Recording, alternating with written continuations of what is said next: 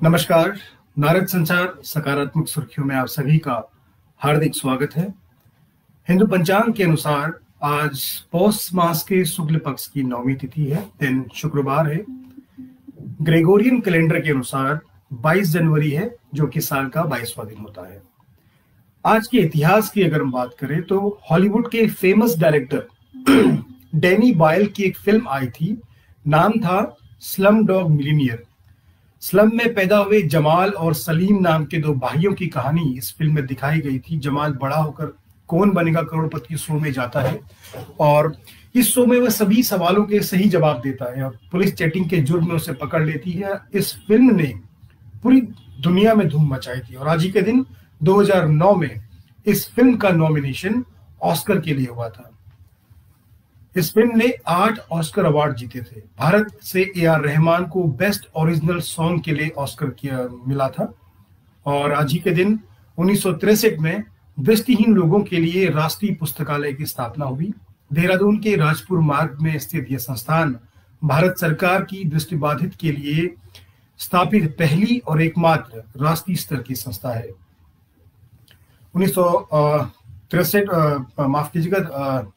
1973 में अमेरिकी supreme court ने गर्भपात को कानूनी तौर पर मान्यता दी थी।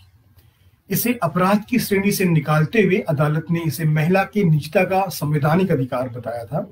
और इतिहास में आज रूस के जार के सैनिकों ने 500 निहत्थे मजदूरों को गोलियों से भुना था। यहीं से रूस की क्रांति की नींव पड़ी थी।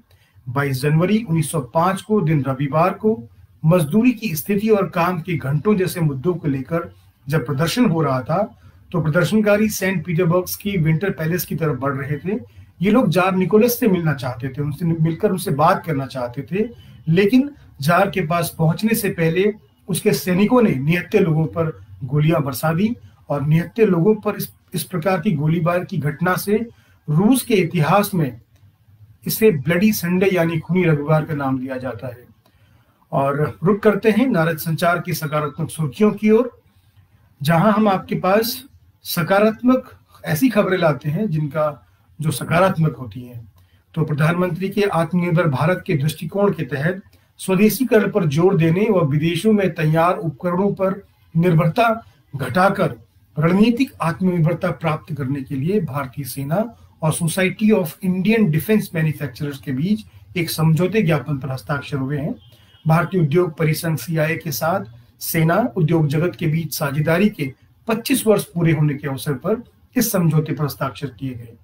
कुल पुर्जों के स्वदेशीकरण के साथ 1995 में भारतीय सेना और उद्योग जगत के बीच ये साझेदारी शुरू हुई थी और प्रमुख रक्षा मंचों तथा विभिन्न हथियारों तथा उपकरणों को लेकर इसमें काफी प्रगति हुई है। भारत ने स्वदेशी हॉक आई विमान से बृहस्पतिवार को स्मार्ट एंटी एयरफील्ड वेपन का सफल परीक्षण किया है। हिंदुस्तान एरोनॉटिक्स लिमिटेड ने देश के इस पहले स्मार्ट हथियार का परीक्षण उड़ीसा के तट पर किया। 100 किलोमीटर दूर दुश्मन के रडार, बंकर, टैक्सी, रनवे समेत किसी भी ठिकाने को यह तबाह कर सकता है। और केंद्र ने राज्यों और केंद्र शासित प्रदेशों से शहरीकरण को तेज करने के लिए प्रधानमंत्री आवास योजना को तेजी से लागू करने को कहा है। केंद्र सरकार ने कहा है कि प्रधानमंत्री आवास योजना शहरी के अंतर्गत अब तक 1 करोड़ 1 लाख से ज्यादा आवास को मंजूरी दी जा चुकी है। इसमें लगभग 41 लाख आवास का निर्माण कार्य पूरा किया जा चुका है, जबकि 70 लाख आवास के निर्माण कार्य विभिन्न चरणों में चल रहा है।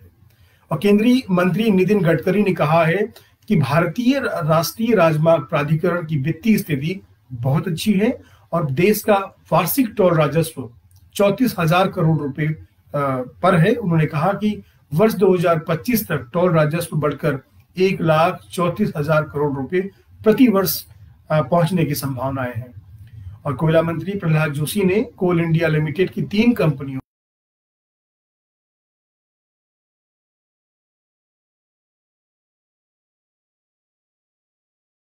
दिए जाने वाले इन पुरस्कारों की शुरुआत देश में कोयला खनन के बेहतरीन और टिकाऊ तौर तरीकों को बढ़ावा देने के लिए की गई है।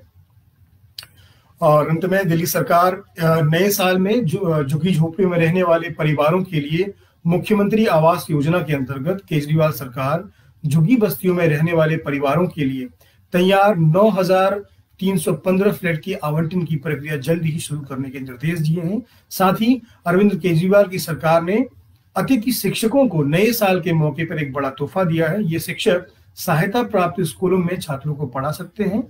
शिक्षा निदेशालय ने ऐसे स्कूलों में अतिथि शिक्षकों की तैनाती के निर्देश जारी किए हैं जिन स्कूलों में कुछ विषयों में अध्यापकों की कमी थी। और आज के लिए इतना ही। कल सुबह फिर आपसे मुलाकात करते हैं। तब तक के लिए आप स्वस्थ रहें, मस्त रहें। आपका दिन शुभ हो। नमस्कार।